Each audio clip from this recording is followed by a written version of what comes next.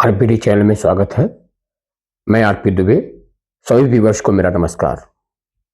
दोस्तों, इस वीडियो में मैं आपके साथ 2008 के मालेगांव विस्फोट में सभी 7 आरोपियों को बरी करने के आज के अदालत के आदेश के बारे में शेयर करूंगा।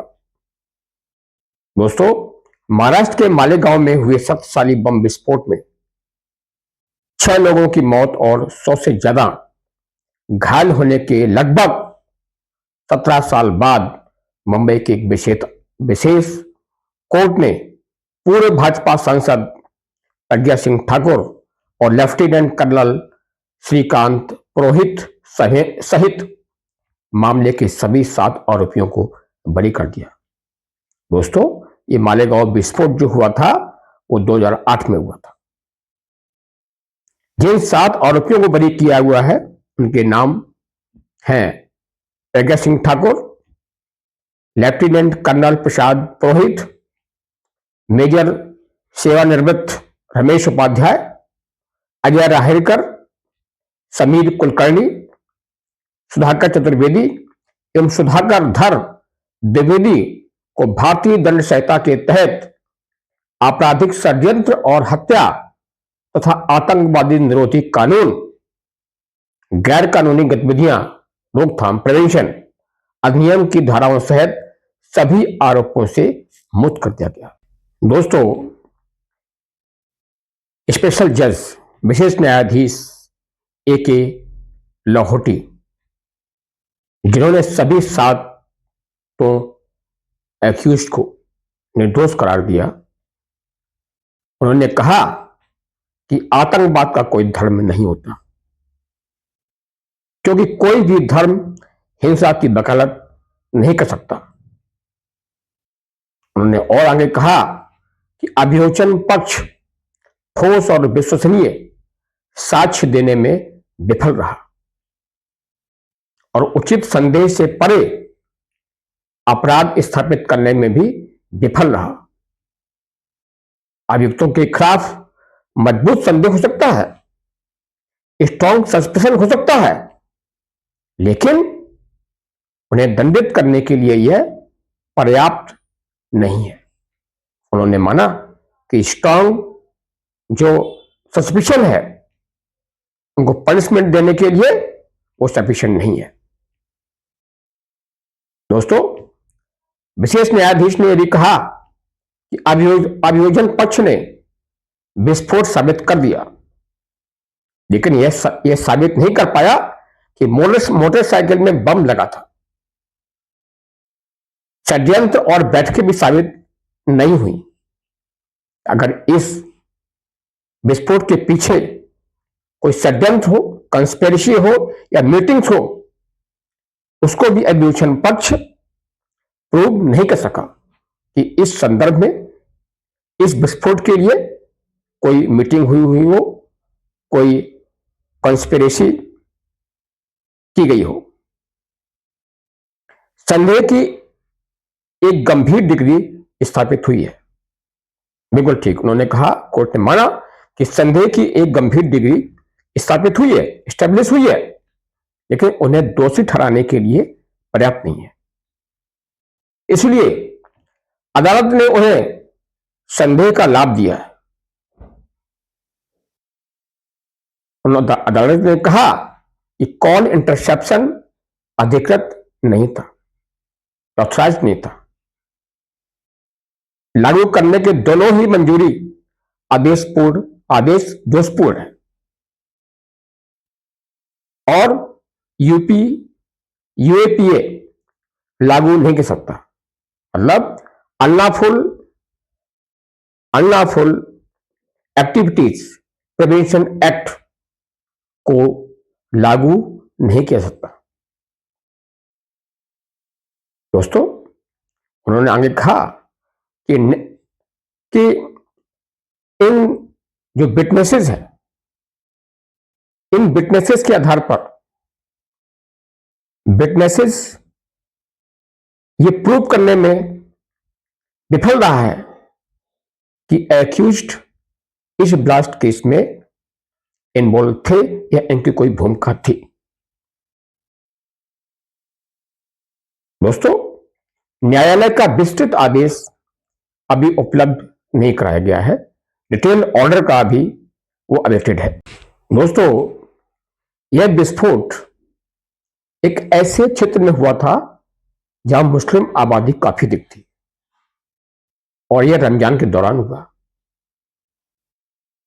दोस्तों, महाराष्ट्र आतंकवाद निरोधक दस्ता एटीएस को संदेह था कि षड्यंत्रकारियों ने बम विस्फोट करने के लिए जानबूझकर रमजान के महीने और नवरात्र की पूर्व संध्या को चुना था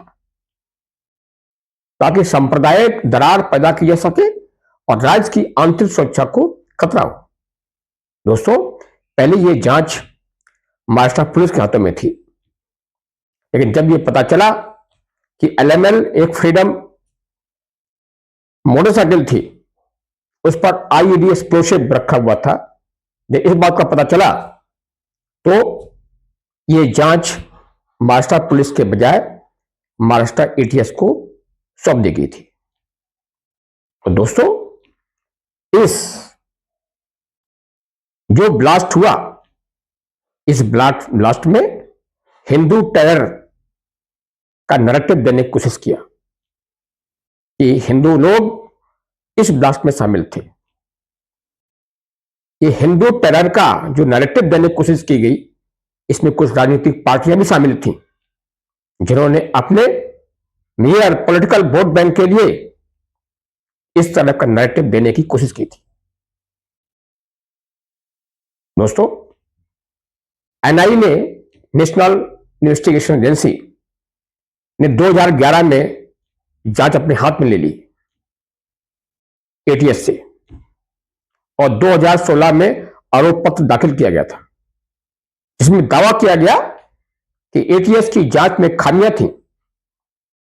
एटीएस की जो जांच थी वो सही ढंग से नहीं चल रही थी। केंद्रीय एजेंसी ने मालेगांव बम विस्फोट मामले में कठोर महाराष्ट्र संगठित अपराध नियंत्रण अधिनियम मकोका के हटाने की सिफारिश की, जिससे एटीएस द्वारा लिए गए इकबालिया बयान सबूत के तौर पर अस्वीकार हो गए। जो एटीएस ने जो विटनेसेस के जो स्टेटमेंट दिए थे, ये जब मकोका हट गया, उसके बाद से सभी जो इकबालिया बयान थे जो एटीएस ने लिए थे जांच के दौरान, वो सभी को अस्वीकार कर दिया गया।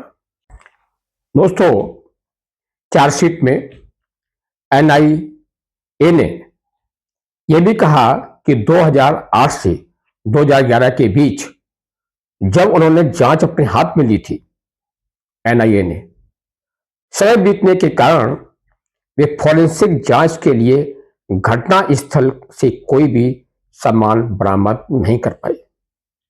जो फॉरेंसिक इन्वेस्टिगेशन के लिए जो वहां स्पॉट पर जो चीजें उनको इकट्ठी करनी चाहिए थी, वो उनको नहीं मिला।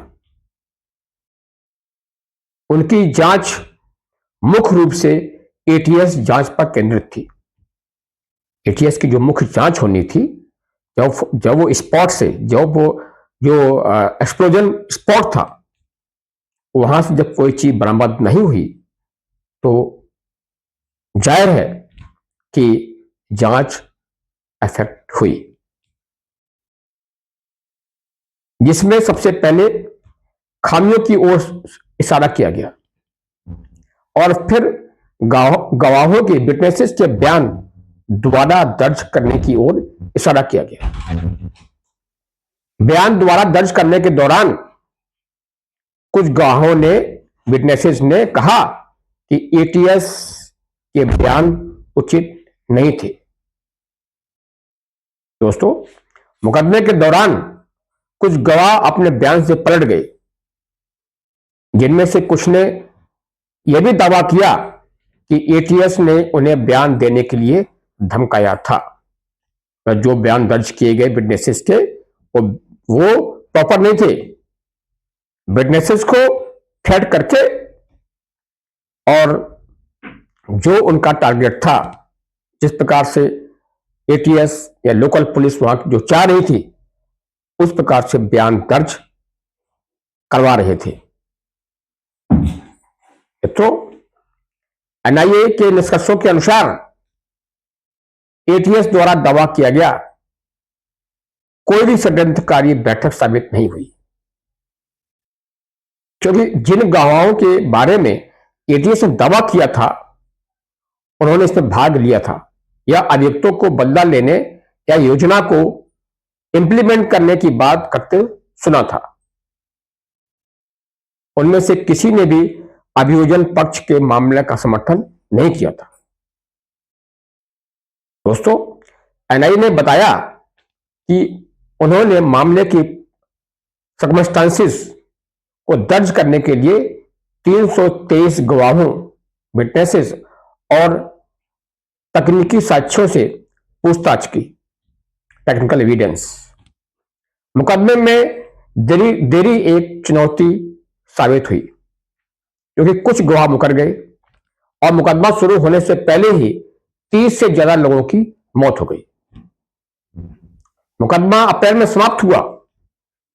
दोस्तों, अभी अप्रैल में मुकदमा समाप्त हुआ था और अदालत ने फैसला सुरक्षित रख लिया था।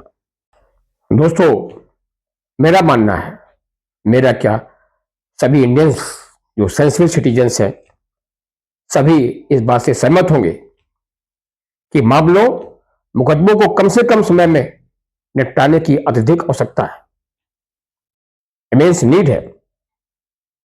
क्योंकि निर्दोष लोग जो कभी कभी राजनीतिक रूप से पीड़ित होते हैं, अदालती कार्रवाई पूरे होने में होने वाली अनावश्यक देरी के कारण लंबे समय तक बिहाइंड द बार्स रहते हैं, सलाखों के पीछे रहते हैं। दोस्तों, अदालती कार्रवाई और आदेश में यह माना गया है कि यह विस्फोट सांप्रदायिक दंगे फैलाने के लिए किया गया था, कम्युनल हार्मनी को डिस्टर्ब करने के लिए किया गया था। दोस्तों, अगर आपको ये वीडियो पसंद आया हो तो कृपया इसे शेयर करें, लाइक करें और चैनल को सब्सक्राइब करें। जय हिंद, जय भारत।